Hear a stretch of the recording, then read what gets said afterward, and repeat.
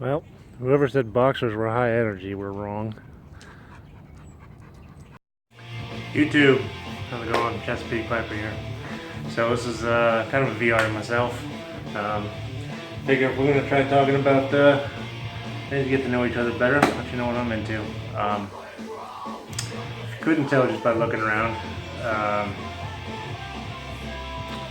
also a musician. I play guitar. It's one thing that I've done for a long time. I guess equally as long as I've been working on cars. So pretty much my guitar collection is kind of like my pride and joy in life. I spent a lot of time, a lot of years buying, selling, trading in, putting money down to get to where I'm at. This definitely wasn't an overnight thing. It's been over a decade of doing this.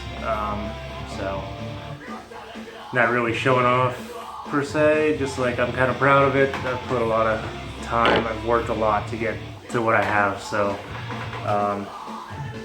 one of these I had bought for me, and it's coincidentally my favorite, and if my house is ever on fire, I'm running in for it.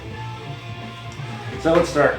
Amps, JCM 2000 TSO 100. That has been modified by Tracy of Voodoo Amps.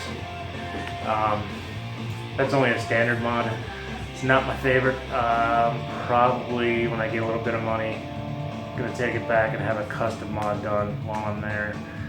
It added too much bottom end. So for you guitar players, maybe the metal mod, not the way you go.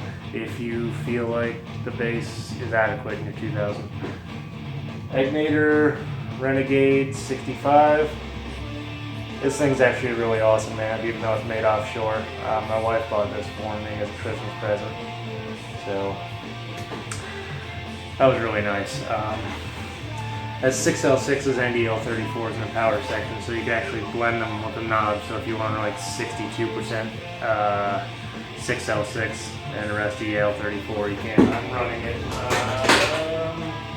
Channel 2 looks like about a dead center, half 6L6, half EL34, and it does do a power split, so it can do 18 watts or 65 on either of the two channels, which is pretty nice. And my workhorse, Engel, Steve Morse, signature amp. Ended up going with this because my whole rig down here was also, I run everything MIDI, pretty much. Each button's programmed, and it starts flashing different lights behind me, but it's not programmed to this amp yet. Basically, if I want to run my effects processor, and I want to go clean, I want to add a chorus and touch delay. I hit one button, does it all for me all at once. I can't beat that, especially with the things we play. I need that kind of things. I can't be stomping around and stuff. I can sit down and play, and I would need too many feet to do 3 things at once on an instant switch in probably maybe a half rest on 4/4, and it's metal, so it's pretty quick. All right, cabs, Egnator Tourmaster 212. Currently got that one running. Vented.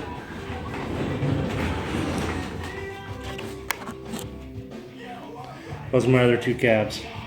This one, 1960 lead cab, Marshall Mode 4, MF280B. That one's a straight, the other one's a slant. Can't play them together, so it's not really a full stack. The 60A's 4/8 ohm, the Mode 4 strictly 16 ohm. That's not something I want to try. In theory, I could.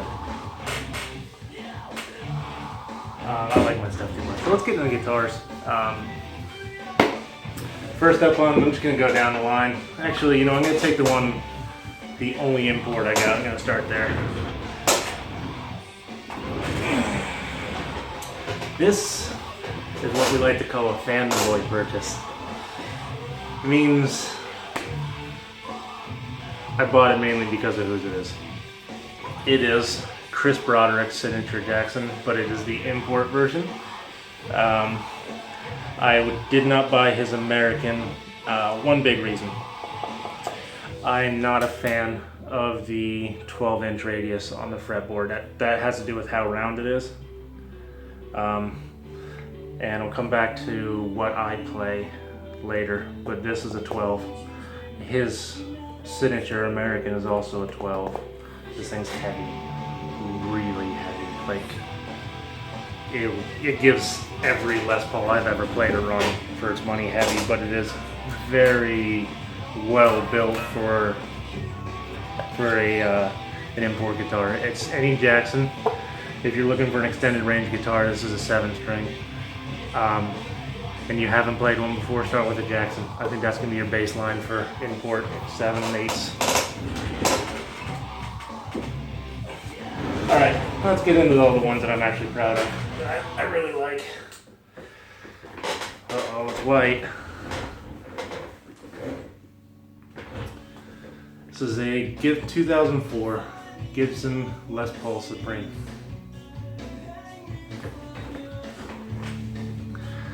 If you see one of these, you want to know how to spot a fake. A real one has an actual globe inlays. You see the gold in there? And the other thing to look for in a fake on one of these, your Tune-O-Matic bridge posts are going to have a Phillips head slot in them like a Chinese Epiphone will. So be mindful of that if you're actually looking to buy one of these used.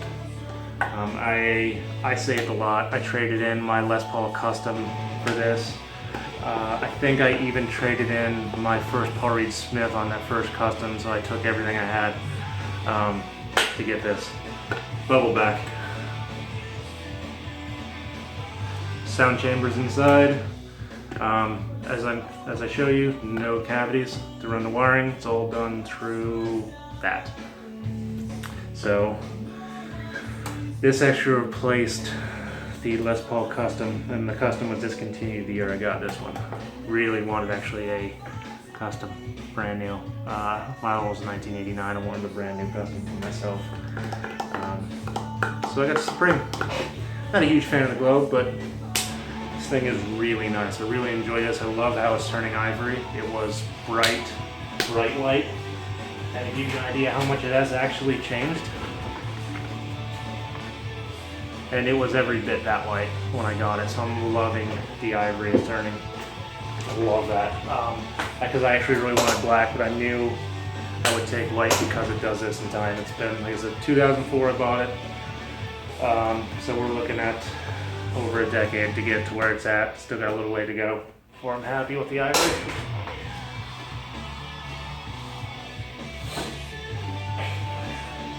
Damn, these racks.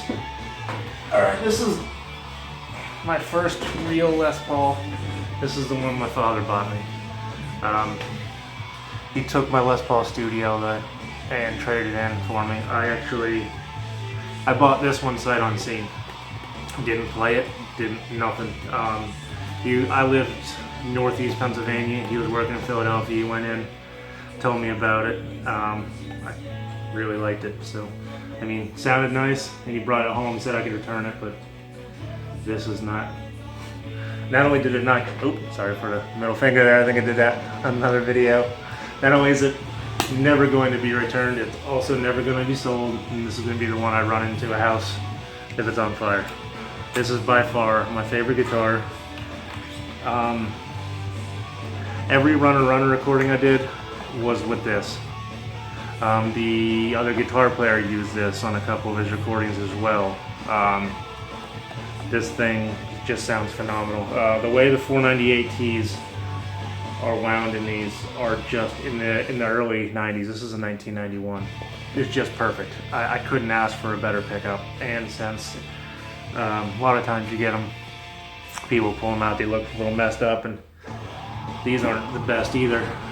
But I'm really not gonna pull these out because they sound too damn good. Onward.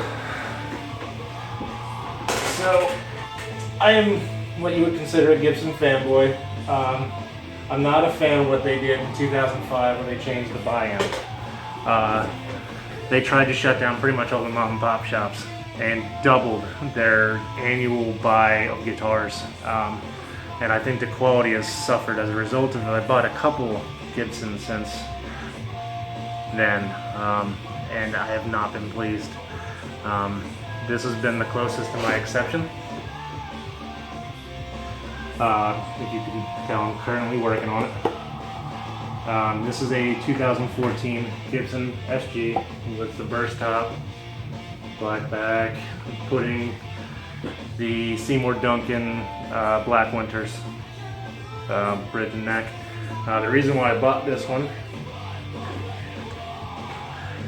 I'm a Gibson fanboy, and I wasn't going to buy a cheap anniversary edition Gibson. I've got two of what I consider to be the best Les Pauls, so I felt like it was time to get another SG. I had sold my 61 reissue SG about 2 months prior to me buying this. It's not that I missed it per se, it's just that my time was running out on getting one of the anniversary tags. I actually just bought that guitar a couple months ago, so we're in 15. They were 2014 models. Next up, this one goes with my shirt. I'm gonna cover a little bit here. Daphne Blue. This is actually a 2015 American standard. Alright, no more music. Fat 50 custom shop pickups. And the thing that I went to the store, saw this. I kind of knew I was going to buy it, but I was trying to talk myself out of it. And when somebody asked me if they could play it, and I felt like someone asked to just like take my daughter to like the prom. I don't have a daughter, but you know what I mean. It's like, oh, I gotta buy it. So I told him no, he can't play it, but there was another one in a different color that he could play. Here's what makes this special. You Fender guys may actually know this. That is actually a Fender neck. That is not a Warmoth. So, this is a one-piece rosewood neck. The only exception would be the truss rod filler. That's the way Fender does all their necks. Well, all their modern necks. Funny little story about this thing. I did some research, and if you know Fender serial, US 14 means it's a US made 2014 production. This is actually a 2015 guitar. When I bought it, took it home, I called Fender, and I started asking them questions, and they're like,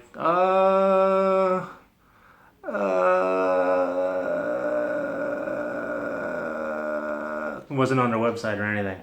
So I was like, all right, how about this? I have it in my possession at my house. Is it a real Fender, or do I need to get my money back? They're like, yeah, that's a limited edition. Their 2015s, they weren't even supposed to be shipped yet, let alone in stores on a shelf. They weren't even supposed to have left our facility. There are 300 in the world in Daphne Blue. And I think there's 440 in tricolor burst in the world. So there are 740 rosewood necks like this from Fender in the world. I mean, the body, it's a Fender. It's tubbed. It's a swimming pool tub. So one big one. So it's really nothing much different than any 90s Strat that had a swimming pool tub. Looks like it's got the 50s arching to the body. I really enjoy it. I want to put humbuckers in it because that's my thing. But I don't think I could justify pulling it apart. Need to put some haste in this video. I live in Maryland. I have to have a Maryland-made guitar. It is a 2001 Paul Reed Smith CE22. Bolt neck on these. That's the other reason why they have dots on the board instead of birds. This was the early kind of entry, well, not kind of, it was the early entry level Paul Reed Smith. I'm not huge, and I'm going to correct myself on one thing later, but I'm not huge on maple necks in my 6-string guitars. I think it makes it a touch too bright. By bolting them in, you actually lose some of the neck wood transfer into your tone. So I am retaining more of the mahogany body with the maple cap sound. I mean, obviously you still get some of the brightness from the neck because it does sound transfer, but just not as well. Seymour Duncan Invader in the bridge, Seymour Duncan Jazz in the neck, Seymour Duncan Blackout preamp, so it actually makes these active. But they do retain their original sound characteristics, just a hotter output. Graphtec graphite saddles, and Planet Waves auto trim locking tuners, so I don't have to cut my strings anymore. I just start winding it and it snaps these little things off for me. I just wind it, grab it, it'll go pink, set it down, move on. That's my Paul Reed Smith. I know I'm running really long here, I'm sorry guys. This is always going to have a special place in my heart. This is my very first custom shop guitar. Basically I call this is a, let me get some of that bird's eye maple in there for you. Black acrylic blocks. It's my signature guitar. This is a Carvin SC B7 7-string with a mahogany body, mahogany neck through design, bird's eye maple fingerboard, black acrylic blocks, swamp ash, book match top. Hardtail. I play hardtails. That's one thing I don't like about the Fender. I am a hardtail player. Love this. Very airy with a little bit of chunk from all that mahogany. Midzy stainless steel frets because I would rather replace strings than replace frets. Awesome. Very much. Very dirty. Ooh, you're a dirty girl. I very much recommend buying a Carvin Kiesel if you are interested in doing something very custom. Fabulous quality. Top notch. Definitely top notch. And here's my other one. This is a Carvin Kiesel DC 700. This color was option 50, so it is not a standard color option that they offer. I had to pay $500 just to get this color, on top of the upcharging for the flame maple and the color that goes with that. I had to send them pictures of colors with my signature on them. I had to send those out and have them certified in mail. I had to show them burst patterns. It was an intensive process. It took me over a month to get this guitar designed, even after I knew what I wanted. It's hard to tell. Trying to show you, this is actually one color here that fades really heavily into the amber center. So it's my take, or kind of like a Mayonna's take. I didn't particularly want the little egg inside of it, so we kind of have like a little bit of a hybrid take between myself and Mayonna's on a classic cherry burst. And the inlays, red diamonds, they were special. Kiesel K14 pickups. There's a mahogany body because that's all I prefer to play. Maple neck on this one. Maple top, flame maple. I don't know if you could really see the flaming as well as it really is. And the headstock is matched to the body. Ebony, streak free, stainless frets. Anything else I'm missing on this build sheet? Oh, so yeah. Reason why I didn't buy the American Jackson, because I play a 20-inch radius on my 7 strings. You can probably see how flat that is. A fender is 10-inch, which is rounded. This is very much almost flat, and that's what I like in my 7. Gives you a little bit more speed, get into a little faster. And if you want to get down the neck pretty quick, it's easy.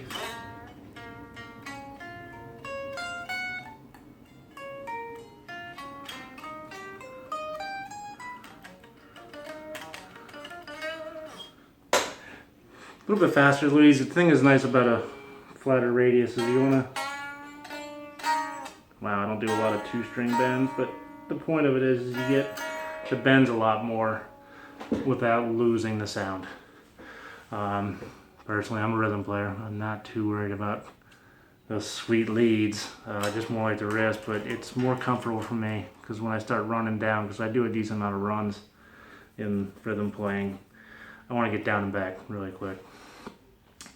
So this is, the last 2 I showed you were the ones I had built for my new band. And after showing you that rack, that is why I am broke all the time, perpetually. And I'm glad I pretty much have just about everything I want because I could not afford anything. So not going to check the next year's gear release because I will have to start clearing things out again. The wife has capped me. She said I can only have as many guitars as it fits on the rack, which is good because I was passively starting to limit myself, and that was a good suggestion so I know where to stop. So it's 8. Alright, YouTube. That's my gear. That's what I'm into. And touring bands. It's miserable if you guys are thinking about being musicians. Make sure when you do it, you are right with being poor. When I say poor, I mean poor. When there were times where one specifically towards the end of our run, I think really broke us. We put gas in it, and we literally had $3 and some odd cents each person to eat. So it's miserable. And when push comes to shove, remember, if your dream is to be a professional musician, you have to rely on every other band member of that actually being their goal, because we experienced some issues with that too. So remember, unless you're a solo artist, your dreams rely on somebody else. So you better make sure you pick the right people. Alright, YouTube, and on a happy note, thinking ending the contest is going to be January 8th. Since it is my contest, I could do what I want, right?